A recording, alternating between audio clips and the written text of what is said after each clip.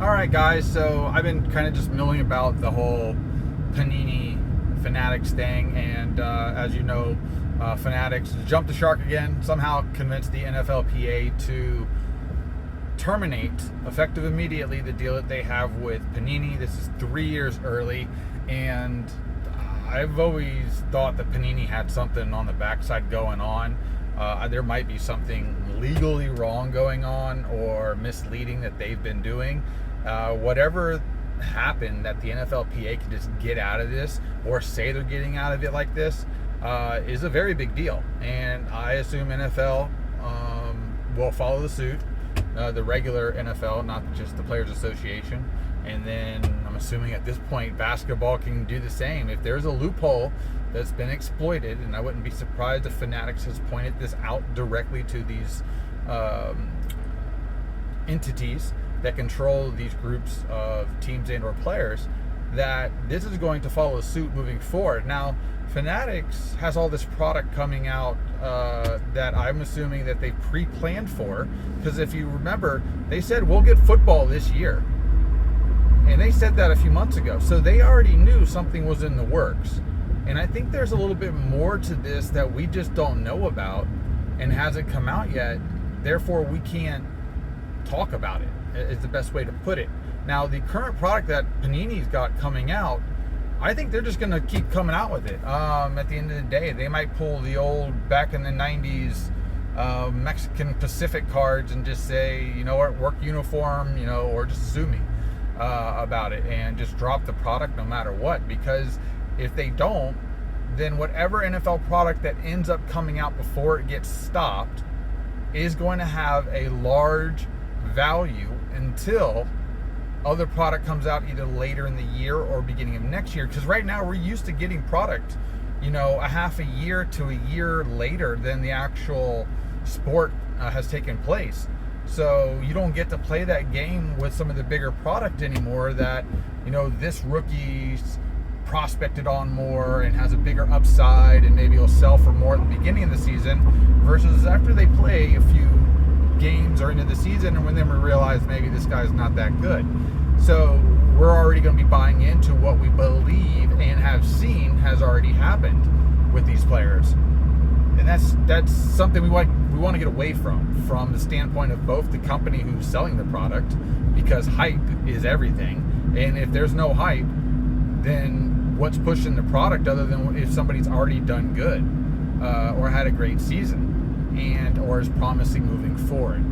There's a lot of aspects we still don't know about this. We're all shooting from the hip. Now, David Adams and Blowout have pulled down the majority of their Panini product that's a pre-order, and they're limiting product that's already existing.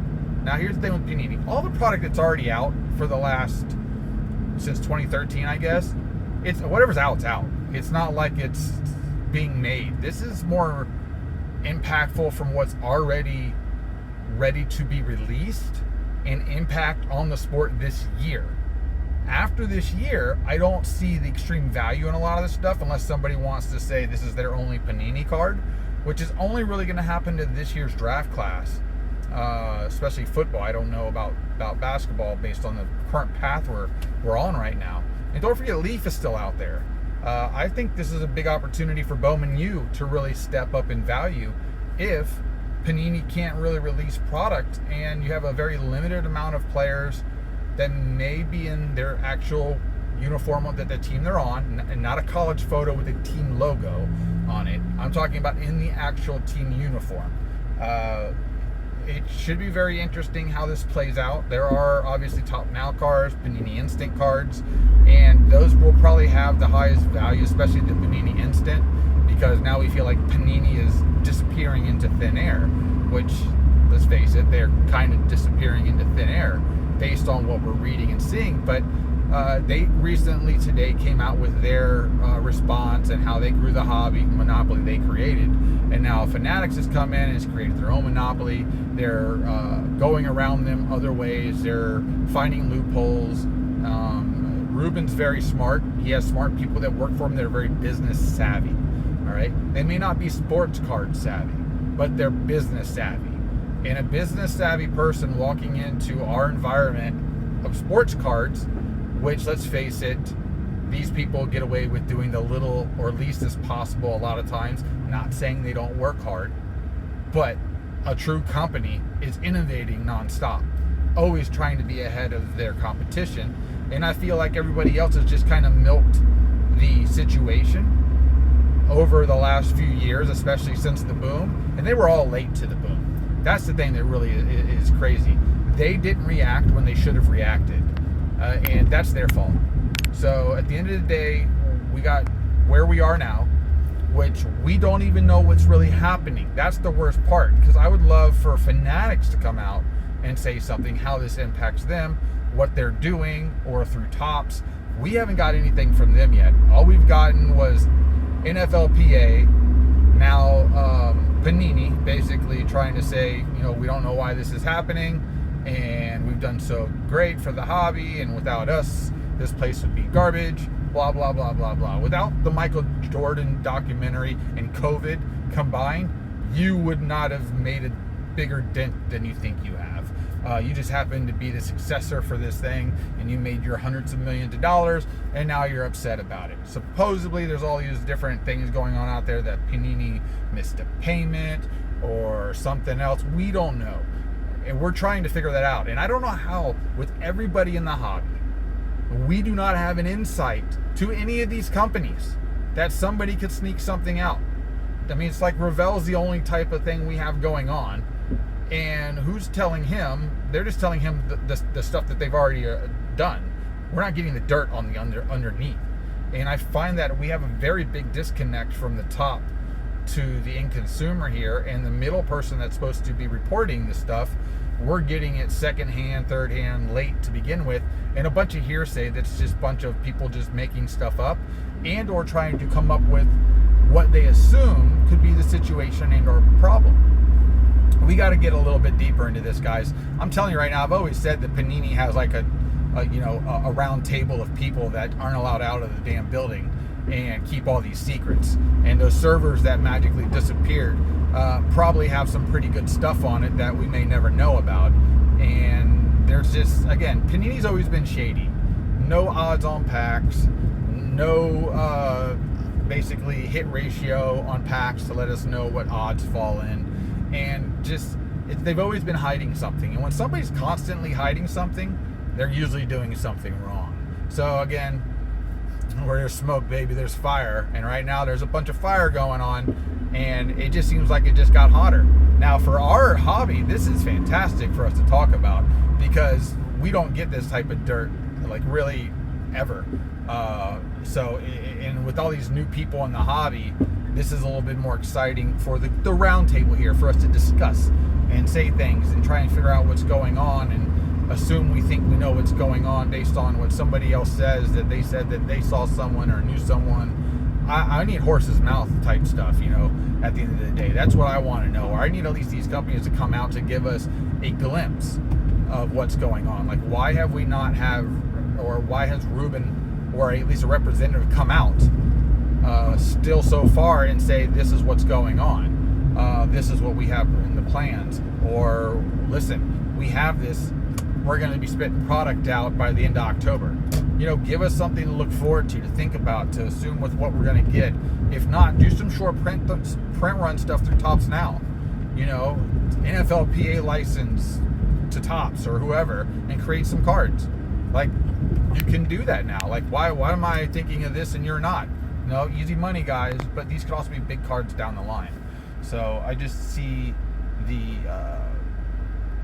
biggest gain is obviously Fanatics. Topps brand is going to probably be the sole proprietor that they're really going to push this stuff through.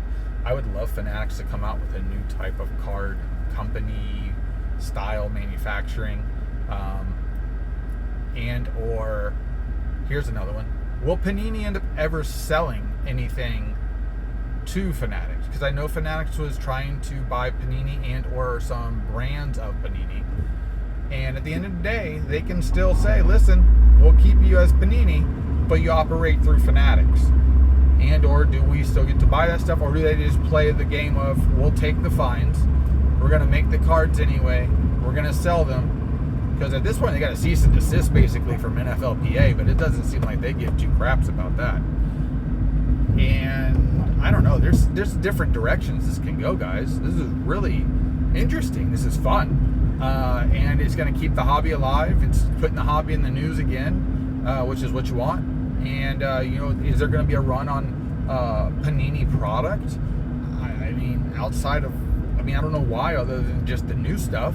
If we're told they cannot release any more product, and you have to eat that cost for all this product you've already made. Or do you get to then put out everything you've already previously made but cannot entertain making any new product moving forward? We need to know these things, and I don't know who's going to be the person to tell us, because I don't know if Panini knows what they're allowed to really do. The NFLPA just told their other people that have these deals with them to meet their contractual obligations to Panini. So that tells me, yeah, Panini's going to be able to continually put out this product that's already been agreed and or signed upon. And then after that, which that'll give Fanatics a little bit of time to just basically say, hey, printer guy that I'm running now, I want you to stop printing this product, and we need to print this product as just a release that we maybe do online only type deal, and just do a small number, let's say 5,000 boxes of something with 4 cards in it. To represent the new stakehold of basically the NFLPA. Something like that. And go get some autographs, some dirt, some bubble gum somebody chewed up, throw it in the cart. So, I don't know. Let me know, guys. Like, subscribe, leave a comment. I'll do another video here as soon as I get some more information that's viable. I may jump on some other shows if anybody wants to chit-chat. Go on there and see what's going on. But as of right now, Panini is a sinking ship, and or Leafs' new biggest competitor. A or B, that's how it's going to go. All right, guys. Y'all take care. See ya.